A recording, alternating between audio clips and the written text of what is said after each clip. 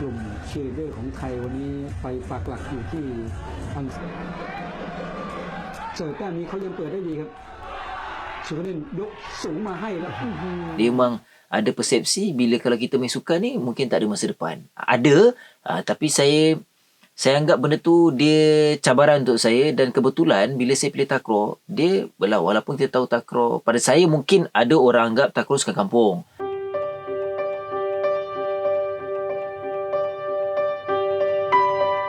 Saya Azlan Mubin. Nama penuh Muhammad Azlan bin Abdul Mubin, merupakan bekas atlet negara, bekas pemain sepak takraw negara, dan sekarang merupakan antara personality dan juga penyampai di Astro Arena.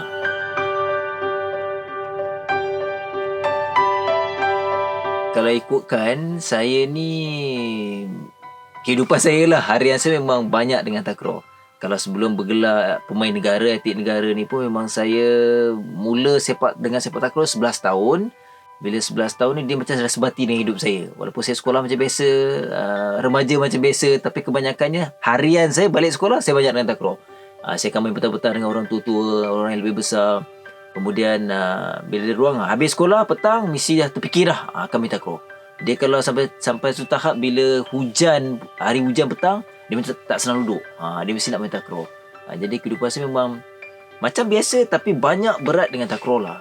Memang saya memang minat. 11 tahun bermula dengan tanpa sengaja main wakil-wakil rumah je macam tu. Kemudian 12 tahun tu lah cikgu sekolah saya tu, biasalah sekolah harian biasa, bila ada kejohanan peringkat sekolah perlukan pasukan sepak takraw, okey, dia pilih saya. Bila main tu mula-mula tak minat sangat, main suka-suka, semua suka main, tapi dengan takraw ni entah mungkin bakat ada awal kot, saya macam dah boleh lipat sikit-sikit lah. Belum mahir, belum pandai, tapi dah ada bakat sikit. Terpilih wakil daerah, terpilih wakil negeri masa 12 tahun. Start 12 tahun tu memang bersungguh-sungguh, memang saya dah start ada minat yang serius dengan takraw lah.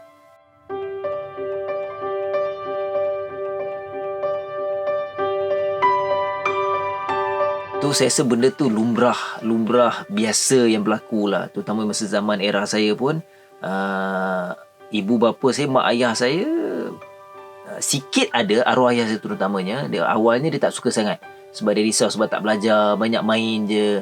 Dan macam persepsi kebanyakan ialah adik-beradik ke, itu terutamanya orang tua-tua kan. Dia memang ada persepsi bila kalau kita main sukan ni mungkin tak ada masa depan. Ada, tapi saya anggap benda tu dia cabaran untuk saya, dan kebetulan bila saya pilih takraw, dia walaupun kita tahu takraw, pada saya mungkin ada orang anggap takraw sukan kampung.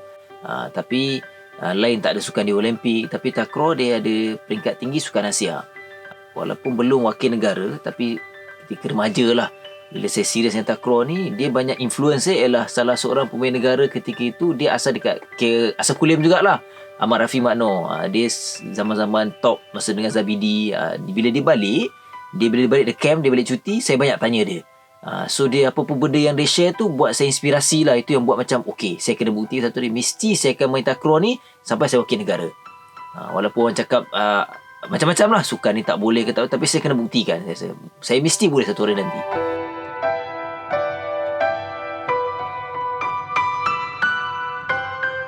Dengan takraw ni saya tak ada hebat mana, tak ada pingat emas pun. Tapi saya bila start dengan senior team 2003 sehingga 2007, antara pencapaian saya ialah Sukan SEA 2003 di Vietnam.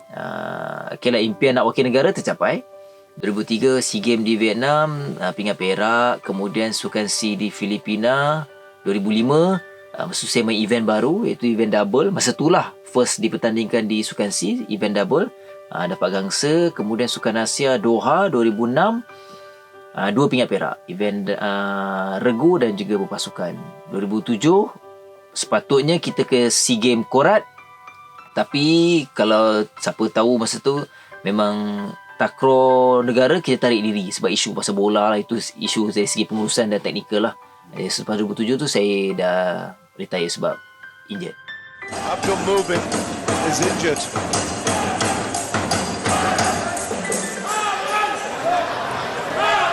Oh dear, this could be significant.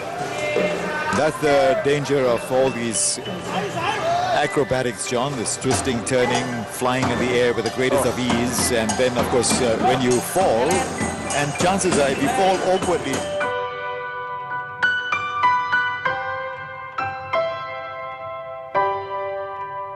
Tadi panjang tapi saya pendekkan. Dia bermula saya rasa lebih kurang 2007 kot.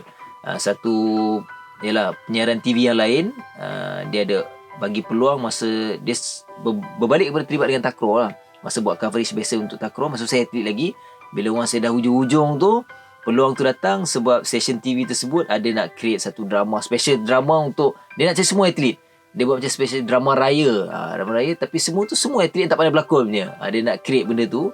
Start situlah dia orang nampak bakat. Jadi dia orang bagi saya peluang dekat Sukma 2008 di Terengganu. Jemput sebagai macam pakar untuk takraw, untuk buat ulasan pakar takraw lah. Tapi bila sampai sana dia bagi peluang lain, banyak cuba dan memang asalnya memang saya tak minat dan saya tak pandai. Dan memang gagal mulanya. Tapi selepas tu memang dia lagi peluang. Dia cakap sebab ada bakat. Dia orang kata nampak lah walaupun tak bagus tapi nampak dia orang kata. Mungkin dari sisi suara saya tak tahu. Dan once dia dah bagi peluang-peluang tu, saya banyak belajar lah. Belajar dan terus belajar. Bila saya rasa ini peluang saya rasa tak semua orang dapat. Dan saya rasa bila atlet masuk bidang ni lebih mudah kalau dia dapat teknik yang betul lah. Maksudnya sebab atlet ni dia on technical, dia tahu. Semua dia tahu pasal sukan tu. Contoh macam kalau saya takraw, semua benda saya tahu. Tapi masalah atlet, dia tak tahu nak deliver. Dia tak tahu nak cakap. Jadi bila orang saya dah dapat cara dan teknik yang betul, saya rasa ini peluang yang sangat baik. Dan saya terus grab. Dan alhamdulillah sampai sekarang lah ada peluang tu dan masih lagi terus belajar dan terus belajar lah saya rasa kot.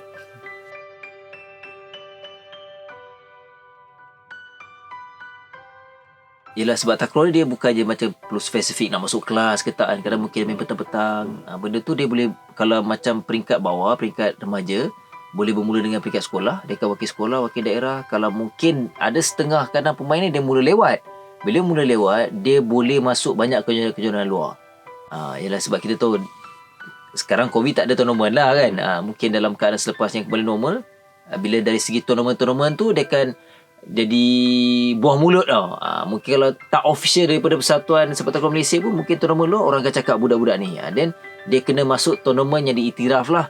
Macam belia kebangsaan ke dan sebagainya macam tu lah. Dan itu peluang tu lebih cerah untuk coach tengok dan untuk pilih dia masuk dalam tim yang sepatutnya lah.